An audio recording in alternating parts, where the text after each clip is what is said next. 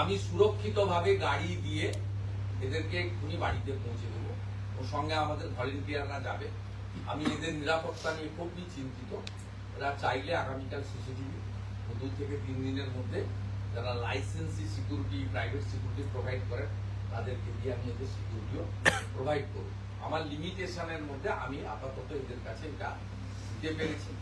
পশ্চিমবঙ্গে যে সরকার চলছে এটা একটা তোষণবাদ সরকার, এবং আমি সকাল থেকেই বলেছি জঙ্গিদের যেভাবে গ্রেপ্তার করা হয়, ধর্ষকদেরকে যেভাবে খোঁজার চেষ্টা করা হয়, এই দিব্যাঙ্গ একটি সনাতন পরিবারের হিন্দু সন্তানকে বা তার 2 সাথীকে ঠিক একইভাবে কালকে রাত্রি, সেটাকে রাত্রি বলা যাবে না, ভোরি কার্যত বলা যায়, প্রায় 2:30-3টে হবে, এদেরকে অত্যন্ত তৎপরতার সঙ্গে মমতা পুলিশ গ্রেপ্তার করে। এদের অপরাধ কি সেটা তো চর্চিত বিষয়, এবং এদের বিরুদ্ধে নির্দিষ্ট অভিযোগ হয়েছে। ভারতবর্ষের আইন নিশ্চিতভাবে সবার জন্য সমান। উল্টো দিকে অন্য আরেকজন যিনি নিজের মিথ্যা পরিচয় দিয়ে গীতা পাঠের মতো পবিত্র অনুষ্ঠানে ঢুকেছেন, মিথ্যা পরিচয় দিয়ে, এটা একটা অফেন্স, এবং সেখানকার পবিত্রতা রক্ষা করার জন্য তিনি মিথ্যার আশ্রয় নিয়েছেন, সেটাও একটা অফেন্স। অর্থাৎ দুদিক থেকেই দুটো অভিযোগ ছিল। সেই অভিযোগের ভিত্তিতে ভারতবর্ষে যে আইন বিএনএস, সেটা সমান অধিকার বা সমান দোষী শেখায়। কিন্তু যেহেতু অ্যাপিজমেন্টের সরকার, হাই অ্যাপিজমেন্ট, তুষ্টিকরণ, এবং মোহাম্মদ আলী জিন্নাহ, সোহরাবুর্দিরা যে স্বপ্ন দেখতেন সেই স্বপ্ন পূরণ করার কাজটা ঠেকা নিয়েছেন এই সরকার এবং উনার হুমায়ুন বাহিনী জয়েন্ট ভেঞ্চারে। তাতে আমরা অত্যন্ত সকাল থেকেই ব্যথিত হই এবং অত্যন্ত উদ্বিগ্ন হই, এবং আপনারা আশ্চর্য হয়ে যাবেন যে ধারাতে এদের বিরুদ্ধে অভিযোগ করা হয়েছে, এতে সেকশন 41 এর নোটিশ দিতে হয়। এইভাবে গ্রেপ্তার করা যায় না। যদি নোটিশকে ওরা কমপ্লাই না করে, রেসপন্স না করে, তখন কোর্ট থেকে ওয়ারেন্ট নিয়ে গিয়ে তাদেরকে গ্রেপ্তার করা যেতে পারে আইনি পরিভাষায়। কারণ আমি লয়ার না হলেও ল মেকার, দীর্ঘদিন অ্যাসেম্বলি এবং পার্লামেন্টে আমি আছি বা ছিলাম। ন্যাচারালি এই আইনগুলো হয়নি, কারণ মুখ্যমন্ত্রী কৃষ্ণনগরে দম্ভের সঙ্গে বলছেন ওদের আমি গ্রেপ্তার করিয়ে দিয়েছি। আপনি গ্রেপ্তার করানোর কি? আপনি পুলিশ মন্ত্রী, কিন্তু আপনি গ্রেপ্তার করতে পারেন না।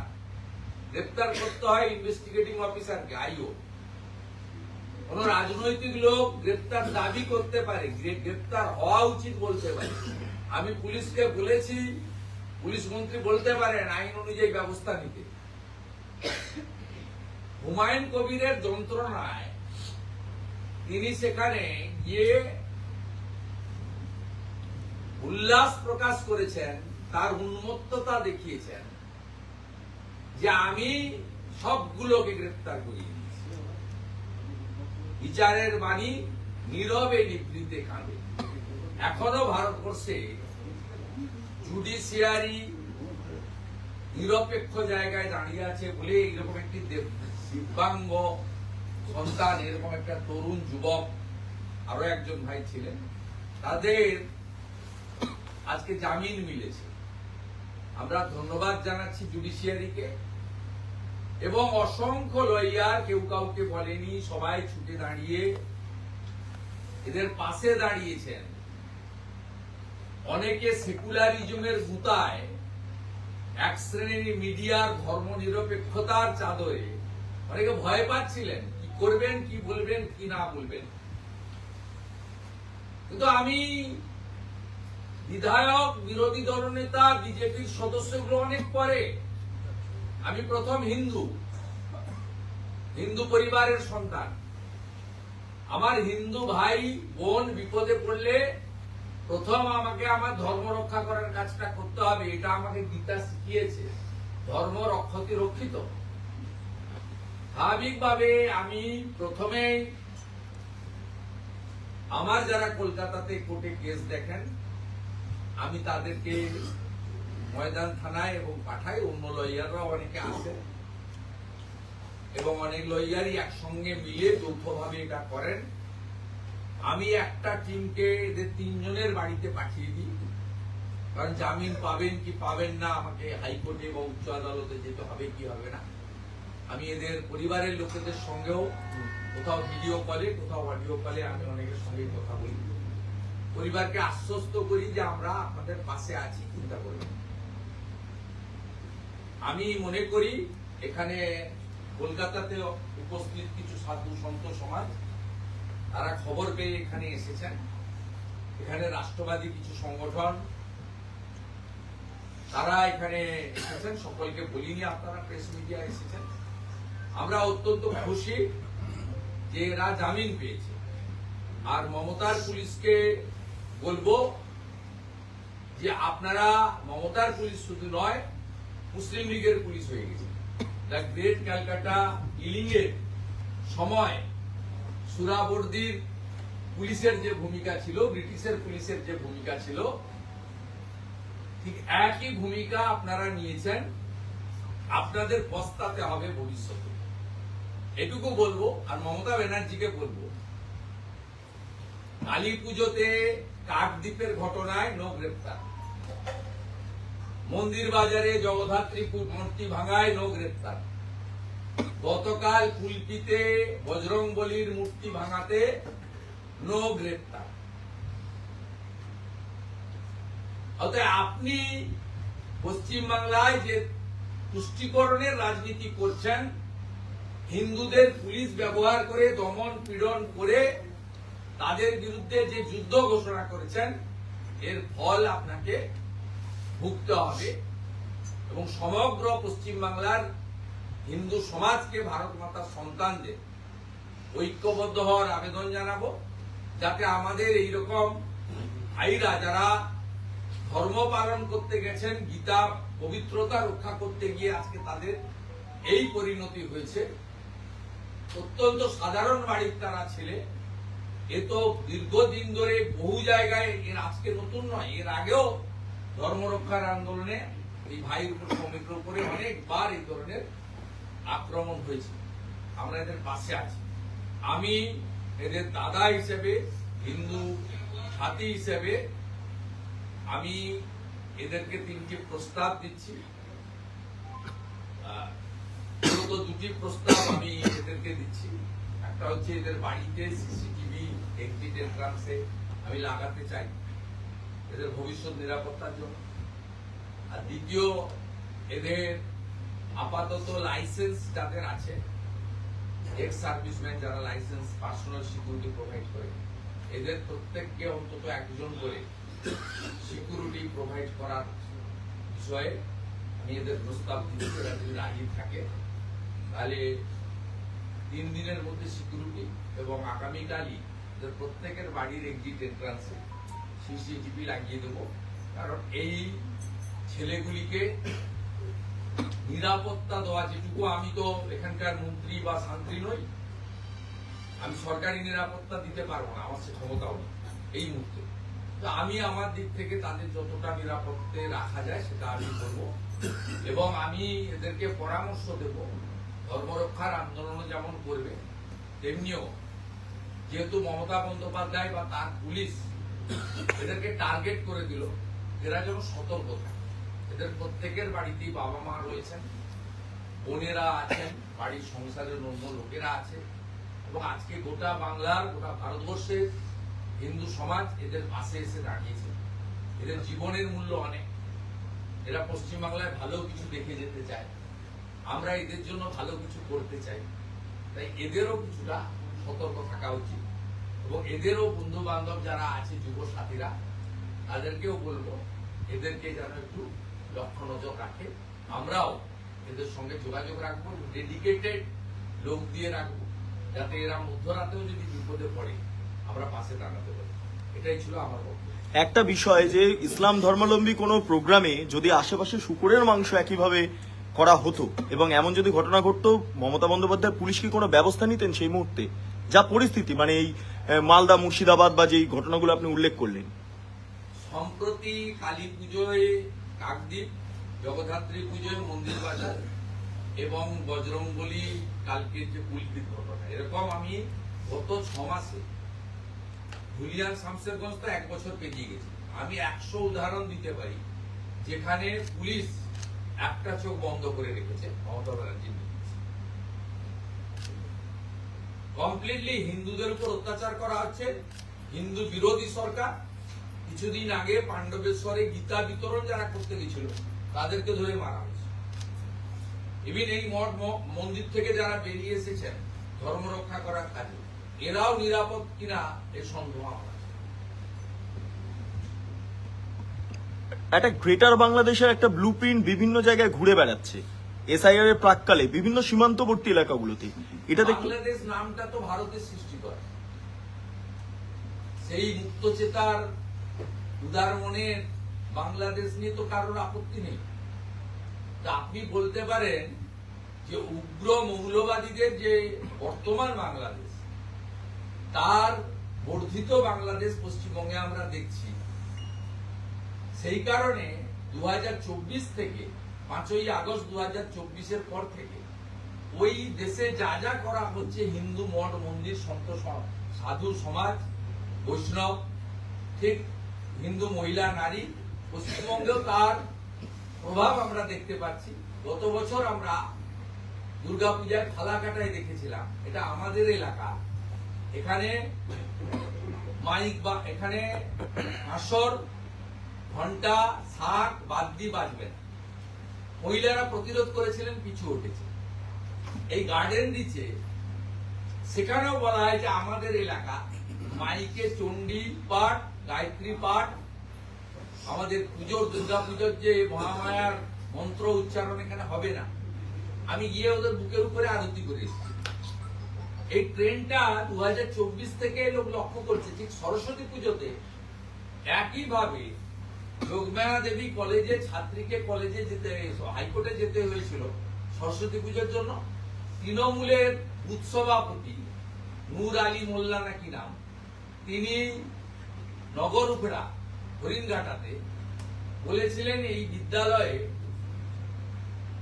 খুব কম সংখ্যক হিন্দু শিক্ষার্থী পড়ে, এটা মুসলিম এলাকা, এখানে সরস্বতী পুজো করতে দেব। যদিও বাধ্য হয়েছিল করতে, আমরাও করেছিলাম, আমি নিজেই গেছিলাম। এই যে টুকরো টুকরো ঘটনা, শেষ দুর্গা পূজাতে বাংলাদেশের জামাতিদের স্টাইলে ফারাক্কার মহেশপুরে নির্ঘণ্ট টাঙিয়ে দেওয়া হয়েছিল। এই সময় এখানে কাসর বাদ্য, ঘন্টা, আরতি, মাইক বাজবে না। ঠিক বাংলাদেশে যেভাবে ওখানকার সরকার এবারে বলে দিয়েছিল যে অসুরের মুখে দাড়ি রাখা যাবে না, এবং এই সময় আপনারা পুজো করতে পারবেন না। মানে আমাদের গুপ্ত পঞ্জিকা হোক, বিশুদ্ধ সিদ্ধান্ত মতে হোক, যে মতেই যে আমাদের পঞ্জিকা অনুযায়ী, যে টাইম অনুযায়ী দেবীর বোধন, কলাবুর স্নান, অষ্টমীর পুষ্পাঞ্জলি, নবমীর আরতি, সিঁদুর খেলা, নিরঞ্জন, মায়ের নিরঞ্জন, সেটা ওরা বলেছিল না, এটাতে আপনার পঞ্জিকা ওতে হবে না, হবে আমরা যখন যখন বলে দেবো এই টাইমে অফ রাখতে হবে। সেটা আমরা ফারাক্কার মহেশপুরে দেখেছিলাম। আমি পোস্ট করার পরে ওখানকার আইসি গিয়ে ওই লেটার তুলতে বাধ্য হয়েছিল।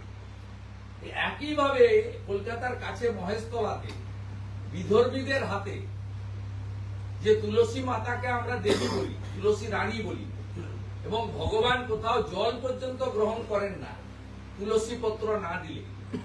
ও প্রত্যেক হিন্দুর বাড়িতে শ্বেত তুলসী, কৃষ্ণ তুলসী সব বাড়িতেই পাবেন।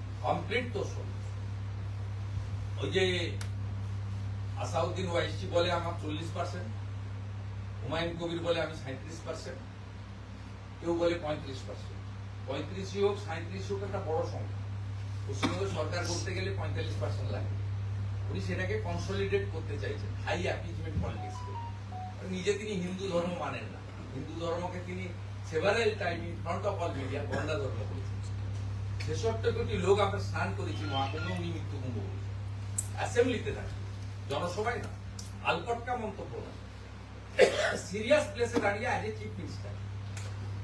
রাম মন্দির উদ্বোধনের দিন উনি মিছিল করেছেন। এবারেও তিনি আপনার পিতৃপক্ষে পুজো উদ্বোধন করেছেন। স্বাভাবিকভাবে উনি আজকে যেটা বলেছেন, আমি সবাইকে ধরিয়ে দিয়েছি। উনি কে? হরিদাস পাল। উনি পুলিশকে পরামর্শ দিতে পারেন, নির্দেশ দিতে পারেন, কার্যকর আইও পুলিশকে করতে হবে। আপনি বলতে পারেন না, এটার মধ্য দিয়ে আপনার মুখোশ খুলেছে। আপনি যত এখানে হিন্দু দেব দেবীর মন্দির ভেঙেছে, দুষ্কৃতকারী হোক, যাই হোক, বিধর্মী হোক, জিহাদি হোক, জঙ্গি হোক, তাদের কার কার বিরুদ্ধে কি ব্যবস্থা নিয়েছেন আপনি? কার কার বিরুদ্ধে ব্যবস্থা আপনি নেননি? এই কারণেই এই সরকার পক্ষপাত দুষ্ট তোষণের রাজনীতি করা সরকার। এবং মমতা বন্দ্যোপাধ্যায় যদি বলে থাকেন সাম্প্রদায়িক রাজনীতিকে আমি মদত দিই না, তাহলে 1000 পুলিশ দাঁড় করিয়ে 3 লক্ষ লোককে রেখে হুমায়ুন কবির সে কি এমন ধনুর্ধর, তাকে আপনি হানাদার বাবর, যাকে ধর্ষক বলে, লোক বলাৎকারী বলে, লুটেরা বলে, হিন্দু মন্দির ভাঙা একজন অত্যাচারী শাসক বলে, তার নামে ধর্মীয় প্রতিষ্ঠানের শিলান্যাস করিয়ে দিলেন 1000 পুলিশ প্রোটেকশন দিয়ে। আপনি পারতেন না আটকাতে? যে 6 ডিসেম্বর অত্যন্ত সেন্সিটিভ ডে, সুপ্রিম কোর্টের ডাইরেকশন রয়েছে, এই নাম ইউজ করা যাবে না। হিন্দু ধর্ম যারা মানেন মন্দির করবেন, ইসলাম ধর্ম যারা মানেন মসজিদ করবেন, খ্রিস্ট ধর্ম যারা মানেন গির্জা চার্চ করবেন। কার আপত্তি আছে? জমি দিয়ে নিজের জমিতে করুন, জমি সংগ্রহ করে করুন, নিজেরা অর্থ সংগ্রহ করে করুন, কোনো আপত্তি নেই। কিন্তু হোয়াই বাবরের নামে, হোয়াই 6 ডিসেম্বর উস্কানি এবং বিভাজনের রাজনীতির বীজ পশ্চিমবাংলায় মমতার পুলিশ দিচ্ছে। আর যিনি চ্যালেঞ্জ করে করে বাবরের নামে শিলান্যাস করছেন, তার বাড়িতে আপনার পুলিশ, আপনি পুলিশ মন্ত্রী পাঠিয়ে দিচ্ছেন। আপনি তার বাড়িতে মীমাংসা করে সমঝোতার ভিত্তিতে কে থাকবে, কখন উঠবে, 1000 পুলিশ ডিপ্লয় করেছেন, আইপিএস অফিসারদের ডিপ্লয় করেছেন, যারা মিডিয়া গেছিলেন ক্যামেরা নিয়ে। কি আয়োজন ছিল সেখানে? গোটা জাতীয় সড়ক বন্ধ করে কি দেখাচ্ছেন আপনি? আপনার এখানে অ্যারেঞ্জমেন্ট ছিল? গীতা পাঠের মহাযজ্ঞে কোন পুলিশ অ্যারেঞ্জমেন্ট ছিল? বাগেশ্বর ধাম থেকে শুরু করে সাধ্বী রীতাম্বরা প্রত্যেকে জেড ক্যাটাগরির প্রোটেকশন পায়। এদেরকে প্রোটেকশন দিয়েছেন, একটা করে সিম্পল ডিএসও দিয়ে দিয়েছেন এয়ারপোর্টে গিয়ে। এদের আপনি প্রোটেকশন দিয়েছেন? আপনি এত বড় একটি সনাতনী সমাবেশ, তার নিরাপত্তা, তার যা যা অ্যারেঞ্জমেন্ট করা, পার্কিং থেকে শুরু করে এক্সিট এন্ট্রান্সে চেক করা, মেটাল ডিটেক্টর, এখানে যদি লস্করে তৈবা ঢুকে একটা বিস্ফোরণ ঘটাতো, এখানে যদি জায়সি মোহাম্মদ ঢুকতো, এখানে যদি আনসারুল বাংলা ঢুকতো, কত মানুষকে সেদিন শেষ হয়ে যেত হতো। আপনার পুলিশ, আপনার ইন্টেলিজেন্স ব্যুরো, আপনার পুলিশের যে মডার্ন সিকিউরিটি সিস্টেম, কোনটা আপনারা কেউ দেখেছেন? দেখাতে পারবেন? কোন গেটে মেটাল ডিটেক্টর লাগিয়েছে, কোন গেটে চেক করেছে? এটা তো মমতা ব্যানার্জি ইনভাইট করে দিয়েছে। আমি বলবো, পুলিশ যদি তার দায়িত্ব পালন করত, তাহলে নিশ্চিতভাবে এই ঘটনা ঘটত না। এদেরও ধর্ম রক্ষা করার জন্য, এরা যুবক ছেলে, এদের প্রতিবাদের ধরনটাতে ত্রুটি বিচ্যুতি থাকতে পারে, কিন্তু প্রতিবাদটা ছিল ধর্ম রক্ষা করার জন্য, পবিত্র জায়গাতে অপবিত্র না। আজকে পুলিশ যদি ঠিকঠাক করে রেস্ট্রিকশন করতো, এত বড় ক্রাউড, এত ভিভিআইপি লোকজন এসেছেন, আমাদের কথা ছেড়ে দেন, যারা অতিথি হিসেবে বাইরের থেকে এসেছিলেন, আন্তর্জাতিক প্রেসিডেন্ট এসেছিলেন, এত বড় বড় সন্ত সমাজের প্রতিনিধিরা এসেছিলেন, তাদেরকে আপনি কোনো প্রোটেকশন দেননি। সাথী ঋতম্বরা দিদিমা, তিনি আপনার 1992 6 ডিসেম্বরের পরে জেড প্লাস ক্যাটাগরির সিকিউরিটি হোল্ড করেন ভারতবর্ষে। তিনি উমা ভারতী, বিনয় কাটিয়ারজি, প্রয়াত অশোক সিংহলজি, লালকৃষ্ণ আদবানিজি, আজকে আপনারা যদি এগুলো করতেন আজকে এই জিনিস হতো না, এবং আজকে এই পরিস্থিতি তৈরি হতো না। এদের বাড়ি যেতে হবে, এরা অনেক দূরে বাড়ি, গোবরডাঙ্গা, এবং এদেরকে খুব সাবধানে আমাদের ভলেন্টিয়াররা পৌঁছে দেবে। আমি এখানেই শেষ করছি। দাদা